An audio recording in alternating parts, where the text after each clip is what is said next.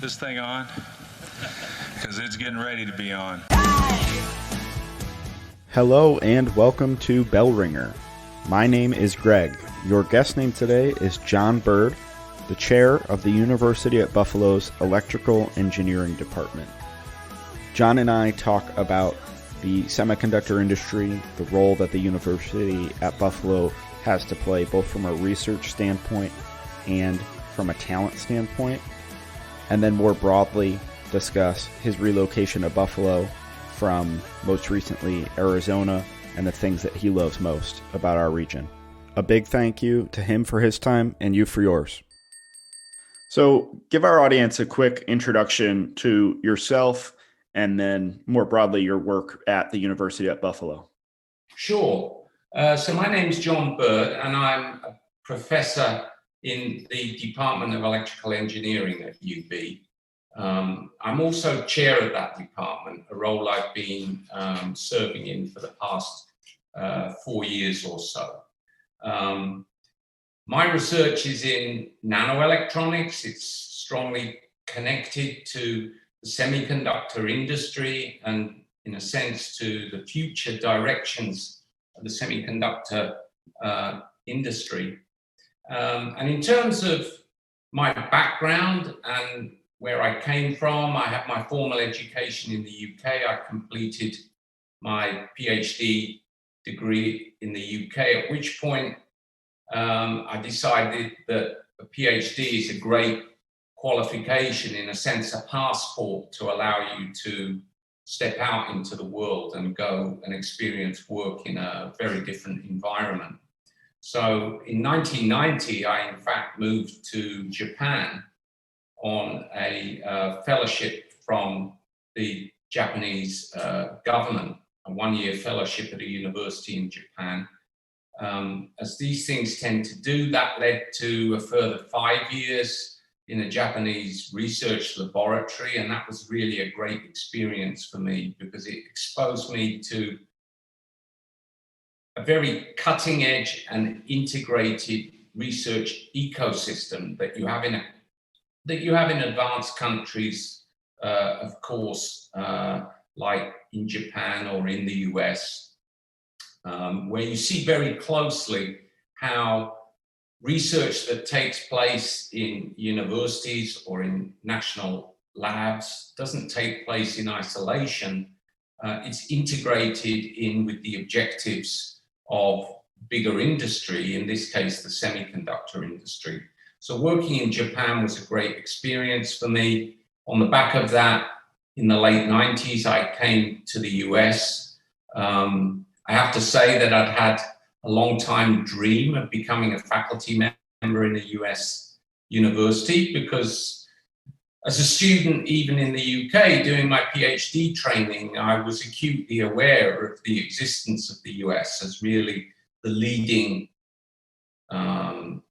research environment, research ecosystem in the world. And so to have a chance to be a part of that was too big an opportunity to turn down. So I came to the US in the late 90s. I was at Arizona State University for 7 years as an associate professor. And then in 2004, we decided to move here to Buffalo to take a position at UB. UB is a leading national university with a very strong reputation in science and engineering. So I was very happy to get the opportunity to come here. As we maybe touch upon later on, there are other reasons for coming to Buffalo, not just the presence of the university.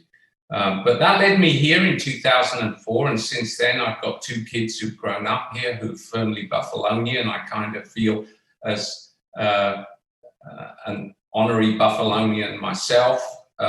We enjoy very much the lifestyle here, and working at UB has been a great experience.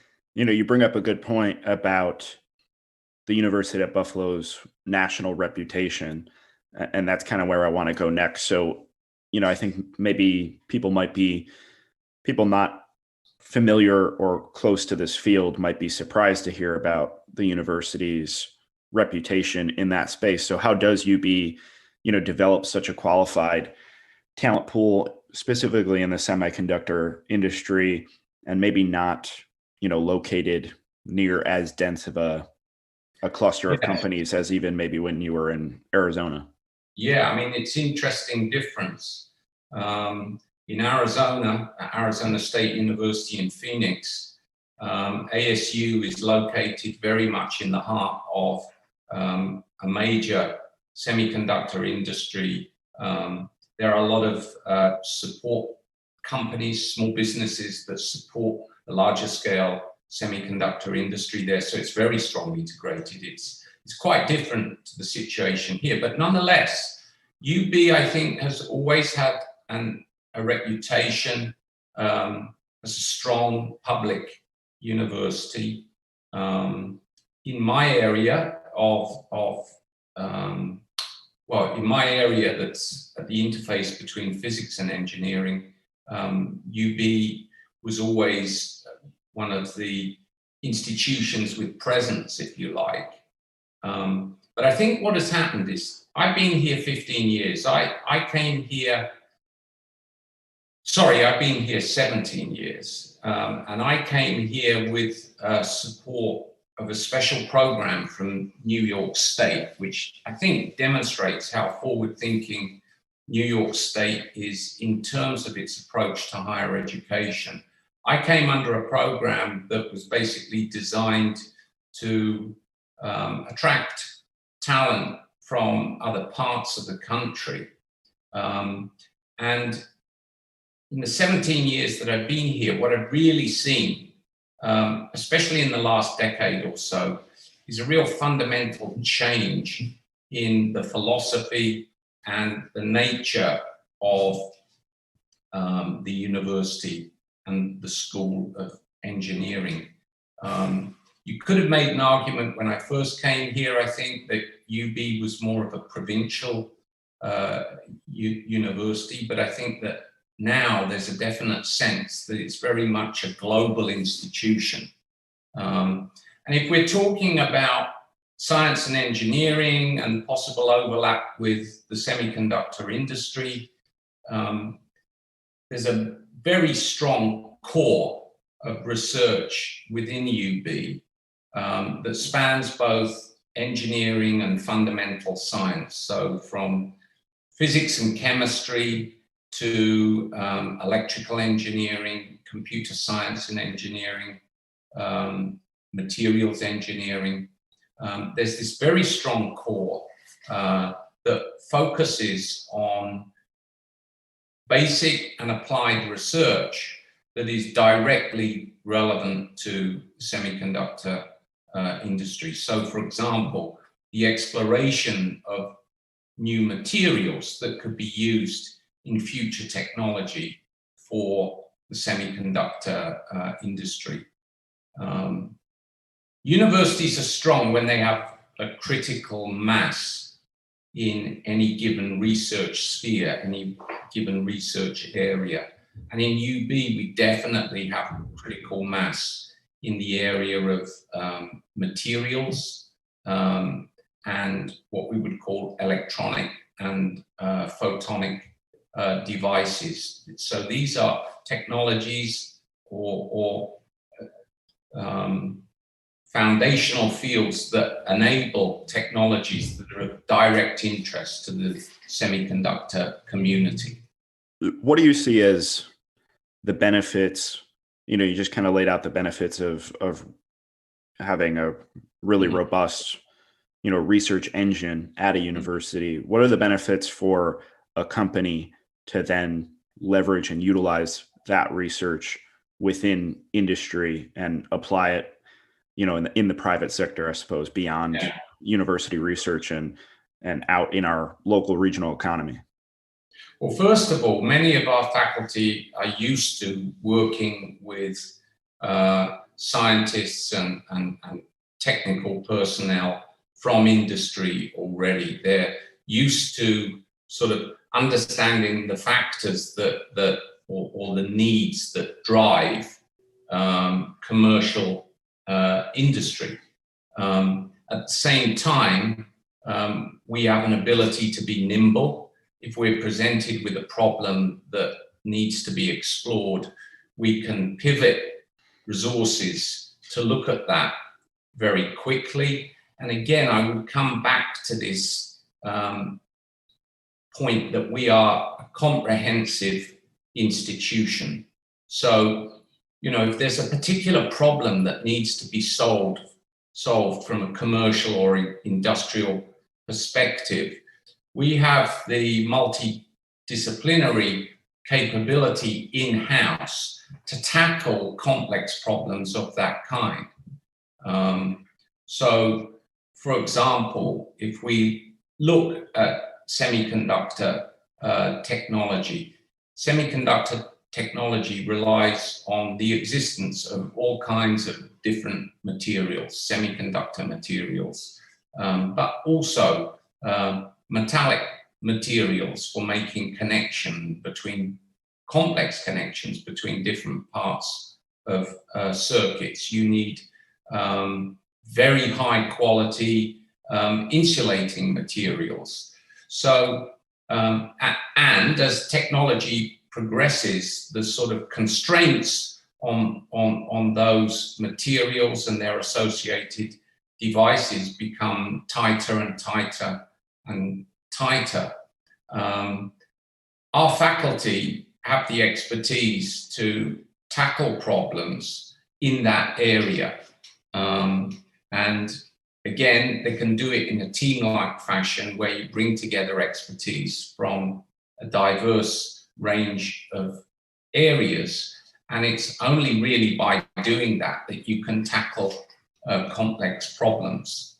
So I think that positions us very strongly. And we have a strong record within the university of what I would call collegial collaboration. You see all the time situations where our faculty are working together. You have faculty from different departments that are working together to address, different kinds of problems, not just in the semiconductor arena, but, for example, in transportation, in computation, in healthcare. We've seen it most recently with the pandemic, where many of our researchers, many of our faculty have been able to very quickly pivot to take on problems that are directly relevant to addressing the challenge of the pandemic. So that's the strength of the environment, the system that we have here. And the other side of that coin, there's the research and the faculty. The other side, obviously, is the talent output of the university and your student pool. And that intersects, well with our work at Invest Buffalo Niagara as we try and attract new companies to the region, specifically in the semiconductor industry. So from your point of view, as the chair of the department, how is talent, both from a capabilities and an access standpoint, how critical is that to a semiconductor company's success and growth as they become a larger part of our regional economy and build out that cluster that we were speaking to earlier? It's absolutely crucial. High quality talent is the lifeblood of the semiconductor industry. You only have to look at the way that industry snaps up PhD level scientists as they're produced by universities across the country. To give you kind of anecdotal evidence, I've sort of, under my guidance, I've mentored nearly 30 PhD students over a 30-year career. Virtually all of those have gone on to high-level careers in major semiconductor companies. We're talking about companies like IBM, Intel, Micron, Global Foundries, a company that has an important presence here in New York State. So the semiconductor industry relies critically on top talent. Our university can produce that talent And that talent is essential to confronting the really complex technological problems that the semiconductor industry confronts continuously as part of its business model. I mean, we can't let this discussion go by without recognizing the really, I call it as being the quiet revolution of the 20th century. What companies like Intel achieved in making more and more powerful processors for electronic products like computers, handheld devices. The technology advances that underpin that, which have underpinned that for nearly 5 decades now, are remarkable. The technological capabilities of the semiconductor industry are mind-boggling. They can, make materials on the scale of, a 12-inch LP, where the number of undesired impurity atoms is controlled at a level that you can almost count on the fingers of your hand. I mean, it's an incredible achievement, but the industry has only been able to achieve that by having access to top flight talent. Now, you mentioned my role as chair. Within the School of Engineering, we produce hundreds of PhD graduates a year. Many of those come from electrical engineering and from computer engineering. So we're able to produce the talent that the semiconductor industry needs. The students that we recruit come from globally diverse backgrounds. They represent some of the brightest and the smartest people from their home countries. And working with those students, we're able to train them to become really critical contributors to the semiconductor industry. And with talent being that top need for a semiconductor company's success, and that's really kind of true for almost all industries, right? Human capital is what every company is searching for and what drives them forward and drives innovation forward. So with our ability through the University at Buffalo to produce that top level talent, how do you feel Buffalo as a region then is poised to grow its semiconductor cluster, attract more companies, that proximity to the university? If we have the talent, which, is the top of the pyramid, how do you feel about the rest of the business case and the argument? Yeah, well, I think that, first of all, we have to recognize that UB is a jewel, but it's, as it were, a jewel in a crown that has some other jewels. I prefer to say smaller jewels also. We have top flight educational institutions in this region.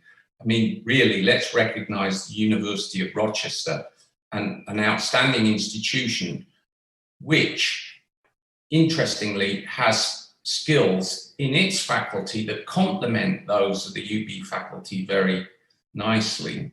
So I think there is definitely, from that perspective, a regional argument that can be made for, inducing a major semiconductor manufacturer to consider a move to the region. New York State, of course, has been very aggressive in making conditions favorable for high-tech companies to move into the state. It's done that with Tesla. It's done it with Global Foundries. It's done it through the creation of SUNY Poly in Albany. And actually, there's an interesting sort of interplay between SUNY Poly and UB also. SUNY Poly is maybe much more focused on short short-term needs of the semiconductor industry, like immediate needs. There's been a major investment in of infrastructure at SUNY Poly that the semiconductor industry can take advantage of to solve its today's problems now. But UB is an institution that's very well positioned to solve longer term, more complex problems, I think.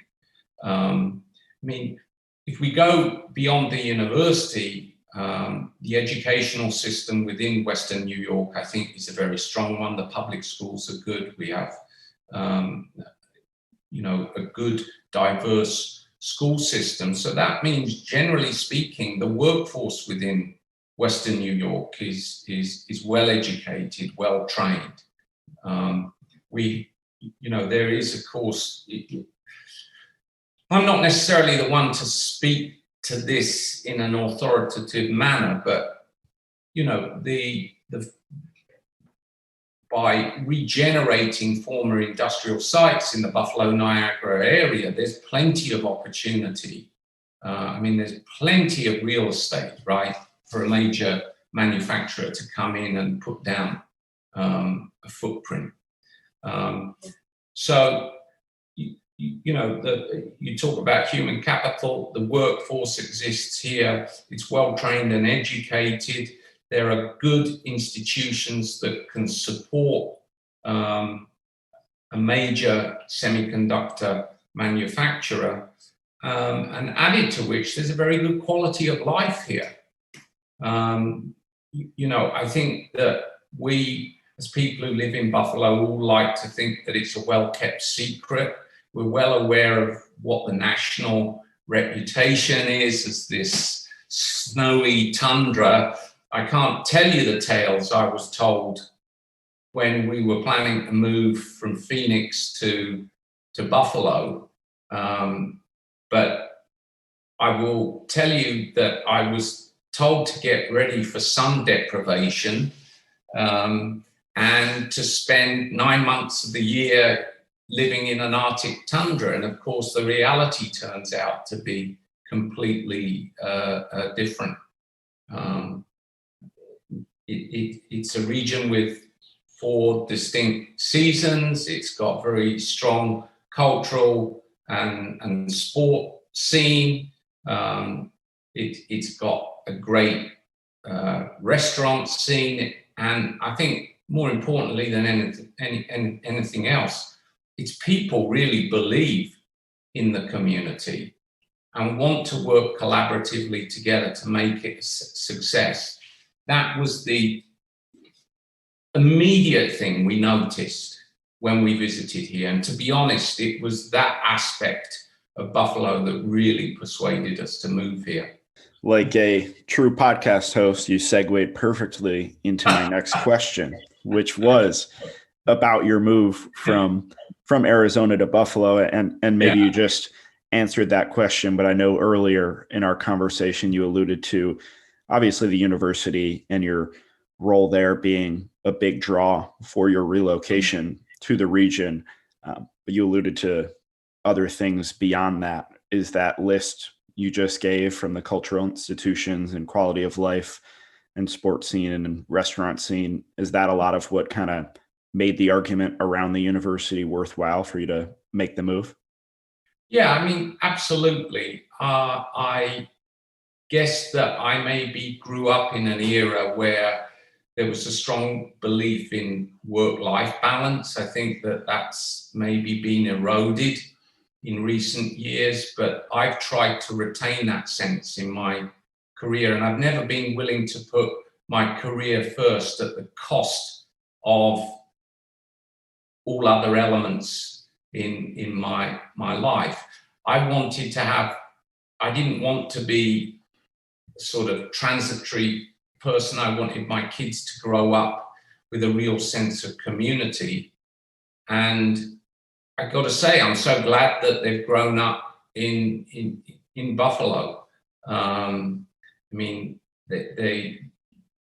think especially living in the city of Buffalo, some of the diversity that you don't see necessarily in all other parts of the country. We were so excited when we moved here about the opportunity to be able to walk between places. This was simply something we were never able to do really in Phoenix, where everything was stretched out, and many of the cities were almost built in a way that discouraged pedestrian activity. And I'd grown up in outer London, which was very much high density of people moving together on streets. And I was surprised to find how much I missed that when I moved away from it to Phoenix. Coming here, we rediscovered that again. Just going out on a summer evening to get an ice cream and just wandering down, Elmwood Avenue or Hurtle Avenue, or being in Delaware Park, which is a fantastic park. Every morning I get up and I walk my dog in the Japanese garden, and I go over into Delaware Park. I mean, it's such a rich landscape. It's a feast for the eyes. I'm walking past the Albright Knox Gallery. I'm walking past the Historical Society building. I mean, these are just real landmark spaces, and they're accessible, and you can live in a community that they are integrated into. They're part of the daily vista, and now I almost take them in without thinking about it. But if I cast my mind back to thinking, what impact did that have on us when we first moved here? It was such a refreshing change. So, and we are big, all of my family are hockey fans. I'm not there on that one, but we're completely a Bills household. We just love the excitement of the recent, success and everything that did to, the Buffalo Bills can bring Buffalo together in a way that no other activity or political entity or religious, organization can. It cuts across all racial and socioeconomic lines, and it just unites people. So it's really been exciting being part of that. So I think that Buffalo can be a community that people can move to from outside. They can be accepted into, and when they're accepted into it, they'll find that it's a community that they can make a difference in themselves. And I think that's very satisfying. Well, I have chills from your Buffalo description and your Bills description. Thank you very much for your time, and we're certainly lucky to have you here in Buffalo. Before I let you go, we always end on a couple hard-hitting blizzard round questions. Oh dear, I'm not good at that. Yeah. If you were a flavor of ice cream, what would you be? If I was you're not going to get a hard-hitting answer. I mean, scientists like to think this through. Espresso. I need that to get me through the day. Okay. How about a book or TV show that you'd recommend? Oh, I love